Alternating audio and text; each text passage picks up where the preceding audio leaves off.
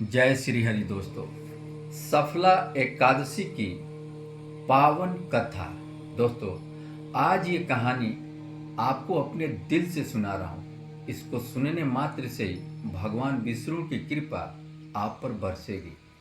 पुराणों में वर्णित है कि पौष मास की कृष्ण पक्ष की एकादशी को सफला एकादशी कहा जाता है। इस एकादशी का फल सभी एकादशियों में श्रेष्ठ माना गया। जो व्यक्ति इस व्रत को श्रद्धा से करता है उसके निष्फल कार्य भी सफल होने लगता है। कथा दोस्तों, अब प्रारंभ करते हैं। राजा महिष्मत और दुष्ट पुत्र लुपंक की कहानी। प्राचीन काल में महिष्मत नाम के एक पराक्रमिक राजा थे। धर्म पालन करने वाले और प्रजा के कल्याण हेतु सदैव तत्पर रहते थे। परंतु उनका एक पुत्र था लुम्पक, जो बहुत ही दुष्ट, क्रूर और पापी स्वभाव का था। वह चोरी, हिंसा, दुराचार और पाप कर्मों में ही लिप्त रहता था। धीरे धीरे उसके दुष्कर्म बढ़ने लगे और प्रजा भी उससे भयभीत रहने लगी। राजा ने कई बार उसे समझाया, परंतु वह नहीं माना। अंततः राजा ने कहा, जिस पुत्र के कारण पिता की बदनामी हो, वह पुत्र घर में रहने योग्य नहीं है। राजा ने क्रोधित होकर लुम्पक को राज्य से निष्कासित कर दिया। लुम्पक जंगल में जाकर रहने लगा। वह भी चोरी करता था, यात्रियों को लूट लेता, परंतु धीरे धीरे उसके पाप कर्मों का विपरीत फल उससे मिलने लगा। वह बीमार रहने लगा, खाने को भोजन नहीं मिलता, शरीर कमजोर हो गया। सर्दियों की एक रात अत्यंत ठंडी थी।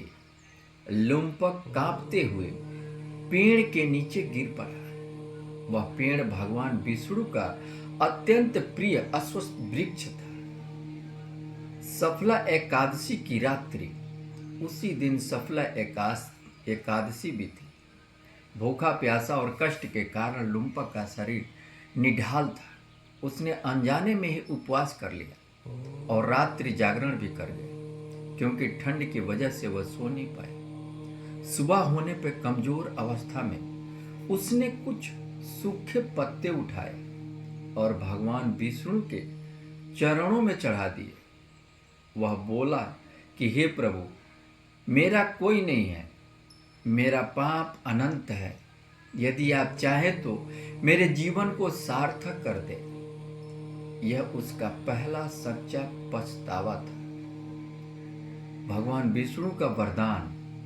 सफला एकादशी का व्रत अनजाने में ही सही, लेकिन पूर्ण रूप से हो गया। भगवान विष्णु उसके सामने प्रकट हुए और बोले, हे लुम्पक, आज की सफला एकादशी के प्रभाव से तुम्हारे सारे पाप नष्ट हो गए। अब तुम स्वर्ग पर चलो, तुम्हें वैभव और सफलता प्राप्त होगी। तुम सन्मार्ग पे चलो, सद्मार्ग पे चलो, तुम्हें सफलता और वैभव सब कुछ प्राप्त होगा। भगवान विष्णु ने कहा। लुम्पक का शरीर स्वस्थ हो गया। वह राजमहल वापस गया और पिता से क्षमा मांगी। राजा ने उसे गले लगाया। धीरे धीरे लुम्पक एक न्यायप्रिय, दयालु और सफल राजा बन गया। सफला एकादशी का महत्व। पापों का नाश होता है, असफल कार्य भी सफल होने लगते हैं। मन में शांति और सुख में वृद्धि होती है। घर परिवार में लक्ष्मी का स्थायी वास होता है। जीवन से नकारात्मक सकारात्मक रूप बढ़ता है। दोस्तों, अगर वीडियो पसंद आए तो लाइक करना। अगर कोई हमारे कथा में त्रुटि रह गई हो तो हमें क्षमा कीजिए।